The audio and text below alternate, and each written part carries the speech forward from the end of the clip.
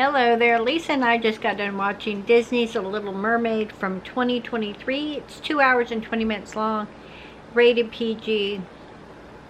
And it's the Disney story of the Little Mermaid. Ariel, a curious mermaid who longs for life on land, finds herself on a journey of self-discovery. What'd you think of it, Lisa? For a live-action remake of the original story, they pretty much followed pretty closely. It wasn't that bad to watch once, but it's not something I just revisit over and over. And I don't even know if kids would. I don't know. Maybe.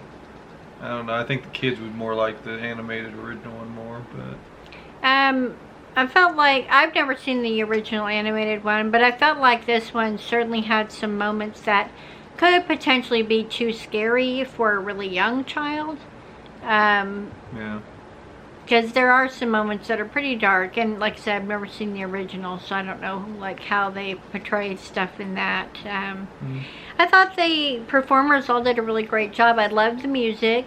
Yeah, I thought it was okay. I won't watch it again just because, I mean, it's 2 hours and 20 minutes long, and that's just too long for me to rewatch most content. But yeah, for one time around, I'd say it's worth one go through. Yeah, I wouldn't watch it again either. Yeah, but I thought they did a pretty decent job with it. Yeah. Yeah. If you've seen The Little Mermaid from 2023, let us know what your thoughts were on it. Thank you for watching this, and I'll see if I can find it online. If I can, I'll pin it below. Until the next one, bye-bye.